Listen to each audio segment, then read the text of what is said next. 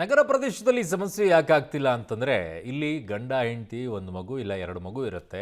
So ಹಾಗಾಗಿ ಕೂಡು ಕುಟುಂಬಗಳು ಕಡಿಮೆ ನಗರ ಪ್ರದೇಶಗಳಲ್ಲಿ. ಸಿಗುವಂಥ ಸಿಲಿಂಡರ್ 25 ದಿನ.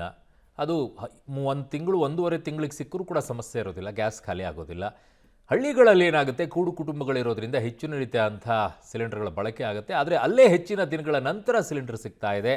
ಹಾಗಾಗಿನೇ ಸಿಲಿಂಡರ್ ಸಮಸ್ಯೆ ಆಗ್ತಿರೋದು. ಆಮೇಲೆ ಕೆಲವು ಕಡೆಗಳಲ್ಲಿ ಇದನ್ನು ಕಾಳಸಂತೆಯಲ್ಲಿ ಮಾರಾಟ ಮಾಡ್ತಾ ಇರುವುದು ಕೂಡ ಬೆಳಕಿಗೆ ಬರ್ತಾ ಇದೆ. ಕಾಳಸಂತೆಯಲ್ಲಿನೇ ಕಾರಣ ಗೃಹ ಬಳಕೆ ಸಿಲಿಂಡರ್ಗಳನ್ನು ಹೋಟೆಲ್ಗಳಿಗೆ ಕದ್ದು ಮುಚ್ಚಿ ಕೊಡ್ತಾ ಇರುವಂಥದ್ದಿದೆ. ಕೆಲವು ಕಡೆಗಳಲ್ಲಿ ಈ ಗೃಹ ಬಳಕೆ ಸಿಲಿಂಡರ್ಗಳಲ್ಲಿರುವಂಥ ಗ್ಯಾಸನ್ನು ಬೇರೆದಕ್ಕೆ ಶಿಫ್ಟ್ ಮಾಡುವಂಥ ಕೆಲಸವನ್ನು ಮಾಡ್ತಾ ಇದ್ದಾರೆ. ಹಾಗಾಗಿ ಕೆಲವು ಕಡೆಗಳಲ್ಲಿ ಸಮಸ್ಯೆ ಆಗ್ತಾ ಇದೆ. ಯಾಕೆ ಅಂತಂದರೆ ಬಹಳ ದೊಡ್ಡ ಮಟ್ಟದಲ್ಲಿ ಗೃಹ ಬಳಕೆ ಸಿಲಿಂಡರ್ಗಳ ಸಮಸ್ಯೆ ಆಗಬಾರ್ದಾಗಿತ್ತು. ಆದರೂ ಯಾಕೆ ಆಗ್ತಾ ಇದೆ ಅನ್ನುವಂಥ ಪ್ರಶ್ನೆ ಈಗ ಕಾಡ್ತಾ ಇದೆ. ಮಧ್ಯಪ್ರಾಚ್ಯ ದೇಶಗಳ ಯುದ್ಧ ಎಫೆಕ್ಟ್ ಈಗ ಯಾವೆಲ್ಲ ಪರಿಸ್ಥಿತಿಗೆ ತಂದಿಟ್ಟಿದೆ. ಸ್ಪೆಷಲಿ ಸಿಲಿಂಡರ್ಗಾಗಿ ರಾಯಚೂರಿನಲ್ಲಿ ಜನ ಪರದಾಡುವಂಥ ಪರಿಸ್ಥಿತಿಗೆ ಬಂದ್ಬಿಟ್ಟಿದೆ. ಸಿಲಿಂಡರ್ಗೋಸ್ಕರನೇ ಈಗ ತುಂಬ ಪರಿಸ್ಥಿತಿ ಹದಗೆಡ್ತಾ ಇದೆ. ಬೆಳಗ್ಗೆಯಿಂದ ಜನ ಕ್ಯೂ ನಿಂತ್ಕೊಂಡಿದ್ದಾರೆ. ಏಜೆನ್ಸಿಗಳ ಮುಂದೆ ಸಿಲಿಂಡರ್ಗಾಗಿ ಕ್ಯೂ ನಿಂತ್ಕೊಂಡಿದ್ದಾರೆ.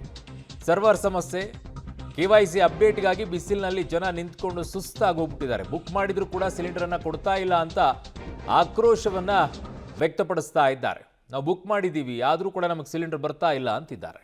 ಮಧ್ಯಪ್ರಾಚ್ಯ ದೇಶಗಳ ಯುದ್ಧದ ಪರಿಣಾಮವಾಗಿ ಒಂದೆಡೆ ಪೆಟ್ರೋಲ್ನ ಸಮಸ್ಯೆ, ಇನ್ನೊಂದು ಕಡೆ ಗ್ಯಾಸ್ ಸಿಲಿಂಡರ್ಗಳ ಸಮಸ್ಯೆ. ಪೆಟ್ರೋಲ್ಗಾಗಿ ಜನ ಕ್ಯೂ ನಿಂದಿರ್ತಾ ಇದ್ದಾರೆ ರಾಯಚೂರಿನಲ್ಲಿ. ಅದೇ ಪ್ರಕಾರವಾಗಿ ಸಿಲಿಂಡರ್ಗಾಗಿ ಕೂಡ ಜನ ಕ್ಯೂ ನಿಂದಿರುವಂಥದ್ದು. ನಾವೀಗ ಆ ಗ್ಯಾಸ್ ಏಜೆನ್ಸಿ ಒಂದು ಕಚೇರಿ ಮುಂದೆ ಇರುವಂಥದ್ದು. ಇಲ್ಲಿ ಕೂಡ ಜನ ಸಾಕಷ್ಟು ಸಂಖ್ಯೆಯಲ್ಲಿ ಕ್ಯೂ ನಿಂತಿರುವಂಥದ್ದು. ಅಂದರೆ ಅವರಿಗೆ ಅಡುಗೆ ಅನಿಲದ ಏನು ಬುಕ್ಕಿಂಗ್ ಮಾಡಿದ್ದಾರೆ, ಬುಕ್ಕಿಂಗ್ ಮಾಡಿದರೂ ಕೂಡ ನಮಗೆ ಸಿಲಿಂಡರ್ ಸಿಕ್ಕಿಲ್ಲ, ನಮಗೆ ಮೆಸೇಜ್ ಬಂದಿದೆ ಆದರೂ ಕೂಡ ಸಿಲಿಂಡರ್ ಕೊಡ್ತಿಲ್ಲ ಅನ್ನುವಂಥ ಆರೋಪವನ್ನು ಅವರು ಮಾಡ್ತಾ ಇದ್ದಾರೆ. ಸಾಕಷ್ಟು ಜನ ನಿಂತಿರುವಂಥದ್ದು. ಬೆಳಿಗ್ಗೆಯಿಂದಲೂ ಕೂಡ ಇಲ್ಲಿ ಕ್ಯೂ ನಿಂತಿರ್ತಾ ಇದ್ದಾರೆ. ಮುಖ್ಯವಾಗಿ ಇಲ್ಲಿ ಗಮನಿಸಬೇಕಾಗಿದ್ದಂಥದ್ದು ಏನು ಮುಖ್ಯವಾಗಿ ಈಗ ಉಜ್ವಲ ಗ್ಯಾಸ್ ಏನಿದೆ ಅದಕ್ಕೆ 45 ದಿನಗಳ ಮಿತಿಯನ್ನು ಮಾಡಲಾಗಿರುವಂಥದ್ದು. ಡಬಲ್ ಸಿಲಿಂಡರ್ ಇರುವಂಥವರಿಗೆ 35 ದಿನಗಳ ಮಿತಿಯನ್ನು ಮಾಡಲಾಗಿದೆ. ಜೊತೆಗೆ ಏನು ಸಿಂಗಲ್ ಸಿಲಿಂಡರ್ ಇರೋರಿಗೆ 25 ದಿನಗಳ ಮಿತಿಯನ್ನು ಮಾಡಿರುವಂಥದ್ದು. ಹೀಗಾಗಿ ಜನರು ಮೇಲಿಂದ ಮೇಲೆ ಬುಕ್ ಮಾಡಬೇಕಾದ್ರೆ ಸಮಸ್ಯೆ ಆಗ್ತಾ ಇದೆ. ಅದರ ಜೊತೆಗೆ ಏನು ವಾರ್ಷಿಕವಾಗಿ ಅವರು ಬಯೋಮೆಟ್ರಿಕ್ಕನ್ನು ಮಾಡಬೇಕು ಅನ್ನುವಂಥ ನಿಯಮವನ್ನು ಗ್ಯಾಸ್ ಏಜೆನ್ಸಿಗಳು ಮಾಡಿದೆ. ಈಗಾಗಲೇ ಆ ಗ್ಯಾಸ್ ಏಜೆನ್ಸಿಯ ಬಯೋಮೆಟ್ರಿಕ್ಗಾಗಿ ಸಪರೇಟ್ ಟೇಬಲ್ಗಳನ್ನು ಹಾಕಿ ಜನರ ಬಯೋಮೆಟ್ರಿಕ್ ಮಾಡಿಸುವಂಥದ್ದು ನೋಡ್ತಾ ಇದ್ದೀವಿ. ಯಾರ್ದು ಬಯೋಮೆಟ್ರಿಕ್ ಇಲ್ಲ ಅವ್ರಿಗೆ ಏನು ನಿಜಕ್ಕೂ ಕೂಡ ತೊಂದರೆ ಆಗ್ತಾ ಇರುವಂಥದ್ದನ್ನು ಕಾಣ್ತಾ ಇದ್ದೀವಿ. ಹೀಗಾಗಿ ಜನ ಆ ಬಿಸಿಲಿನಲ್ಲಿ ಸರತಿ ಸಾಲಿನಲ್ಲಿ ಬಂದು ನಿಂತಿರ್ತಾ ಇದ್ದಾರೆ. ಹೀಗಾಗಿ ಏನು ಈ ಒಂದು ಗ್ಯಾಸ್ ಏಜೆನ್ಸಿ ಮುಂದೆ ಒಂದು ನೆರಳಿನ ವ್ಯವಸ್ಥೆ ಮಾಡಿರುವಂಥದ್ದು ನೋಡ್ತಾ ಇದ್ವಿ. ಮೊದಲೇ ಬಿಸಿಲ ನಾಡಾಗಿರ್ತಕ್ಕಂಥ ರಾಯಚೂರಿನಲ್ಲಿ ಜನ ಬಿಸಿಲಲ್ಲಿ ನಿಂದಿರೋದು ಕೂಡ ಕಷ್ಟ. ಆದರೆ ಗ್ಯಾಸ್ ಸಿಲಿಂಡರ್ಗಾಗಿ ಜನ ಪ್ರತಿದಿನ ಈ ರೀತಿ ಬಂದು ಕ್ಯೂ ನಿಂದಿರ್ತಾ ಇದ್ದಾರೆ. ಬೆಳಿಗ್ಗೆಯಿಂದಲೂ ಕೂಡ ಸಂಜೆವರೆಗೂ ಕ್ಯೂ ನಿಲ್ಲುವಂಥದ್ದು ನಡೀತಾನೆ ಇದೆ. ಜೊತೆಗೆ ಕೇಳೋಣ ಇಲ್ಲ ಸಿಬ್ಬಂದಿಗಳನ್ನ ನಿಜಕ್ಕೂ ಏನು ಸಮಸ್ಯೆ ಆಗ್ತಾ ಇದೆ, ಆ್ಯಕ್ಚುಲಿ ಯಾಕೆ ಇಷ್ಟೊಂದು ಜನ ಎಲ್ಲ ಬರ್ತಾ ಇದ್ದಾರೆ, ನಿಜಕ್ಕೂ ಗ್ಯಾಸ್ ಸಿಲಿಂಡರ್ ಸಮಸ್ಯೆ ಇದೆಯಾ ಅಥವಾ ಏನು ಕೃತಕ ಅಭಾವ ಸೃಷ್ಟಿಯಾಗಿದೆಯಾ, ನಿಜಕ್ಕೂ ಟೆಕ್ನಿಕಲಿ ಏನು ಸಮಸ್ಯೆ ಆಗಿದೆ ಅನ್ನೋಂಥದ್ದು ಕೂಡ ಸಿಬ್ಬಂದಿಗಳನ್ನ ಕೇಳೋಣ. ಇಲ್ಲಿ ಕೂಡ ಜನ ಬಂದು ನಿಂತಿರೋದನ್ನು ನಾವು ನೋಡ್ತಾ ಇದ್ದೀವಿ. ಏನು ಸಮಸ್ಯೆ ಅನ್ನುವಂಥದ್ದು ಇಲ್ಲಿನ ಸಿಬ್ಬಂದಿಗಳಿಂದಲೇ ನಾವು ಒಂದು ಸ್ಪಷ್ಟತೆಯನ್ನು ಪಡ್ಕೊಳ್ಳೋಣ. ಸರ್, ಈಗ ಏನು ಇಷ್ಟೊಂದು ಜನ ನಿಂತಿದ್ದಾರೆ, ಬೆಳಗ್ಗಿಂದಲೂ ಕೂಡ ಕ್ಯೂ ನಿಂತಿದ್ದಾರೆ, ಏನು ಸಿಲಿಂಡರ್ ಅಭಾವ ಆಗ್ತಾ ಇದೆಯಾ, ಏನು ಟೆಕ್ನಿಕಲ್ ಇಶ್ಯೂಸ್ ಇದೆಯಾ, ಏನಾಗ್ತಾ ಇದೆ ಸರ್? ಸಿಲಿಂಡರ್ ತೊಂದರೆ ಏನಿಲ್ಲ ಸರ್, ಬುಕ್ಕಿಂಗ್ ಆಗ್ತಾ ಇಲ್ಲ, ಸರ್ವರ್ ಇಶ್ಯೂ ಇರೋದ್ರಿಂದ ಹಂಗಾಗಿ ಆಗ್ತಾ ಇಲ್ಲ. ಸರ್ವರ್ ಬುಕ್ಕಿಂಗ್ ಆದ ತಕ್ಷಣ ನಾವೇ ಗೈಡ್ಲೈನ್ಸ್ ಕೊಡಿ ಈ ಟೈಮಿಗೆ ಬನ್ನಿ ತೊಗೊಂಡು ಹೋಗಿ ನಾವು ಹೇಳ್ತಾ ಇದ್ದೀವಿ. ಈಗಾಗಲೇ ಏನು ಬುಕ್ ಮಾಡಿರ್ತಾರೆ ಅವ್ರು ಮತ್ತೆ ಬಂದು ಬುಕ್ ಮಾಡುವಂಥದ್ದು ಆಗುತ್ತೆ.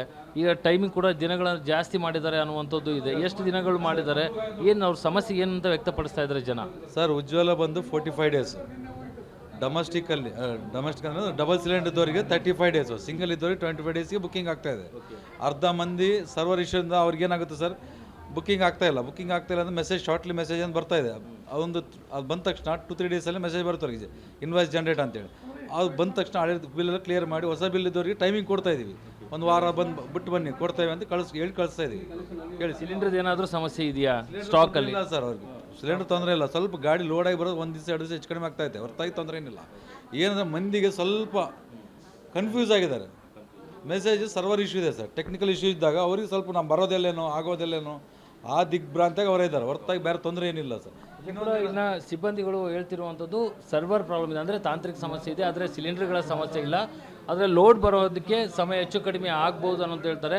ನೋಡಿ, ನಾನಾ ತಾಂತ್ರಿಕ ಸಮಸ್ಯೆಗಳಿಂದ ಜನ ಬಂದಿರುವಂಥದ್ದು. ಮುಖ್ಯವಾಗಿ ಇವ್ರ ಸಮಸ್ಯೆ ಇರೋದು KYC ಮಾಡಿಸಿಲ್ಲ ಅನ್ನುವಂಥ ಸಮಸ್ಯೆಯಿಂದ ಬಂದಿರುವಂಥದ್ದಾದರೆ, ಕೆಲವು ಜನ ಮನೆಯಲ್ಲಿ ಸ್ಟಾಕ್ ಇಟ್ಕೋಬೇಕು ಅನ್ನುವಂಥ ಕಾರಣಕ್ಕೆ ಬಂದಿರುವಂಥದ್ದು. ಆದರೆ ಆ ದಿನಗಳ ಒಂದು ಏನು ಲಿಮಿಟ್ ಮಾಡಿದ್ದಾರೆ, ಉಜ್ವಲಕ್ಕೆ 45 ದಿನ, ಡಬಲ್ ಸಿಲಿಂಡರ್ಗೆ 35 ದಿನ ಅನ್ನುವಂಥದ್ದು, ಆ ಒಂದು ಇಶ್ಯೂ ಕೂಡ ಜನರನ್ನ ಈ ರೀತಿ ಕ್ಯೂ ನಿಲ್ಲುವಂತೆ ಮಾಡಿರುವಂಥದ್ದು ಇಲ್ಲಿ ಸ್ಪಷ್ಟವಾಗಿ ಕಾಣ್ತಾ ಇದೆ. ಕ್ಯಾಮ್ರಾಮನ್ ಯಲ್ಲಪ್ಪ ಜೊತೆ ವಿಜಯ್ ಜಾಗಟ್ಗಲ್, ಪಬ್ಲಿಕ್ ಟಿವಿ, ರಾಯಚೂರು.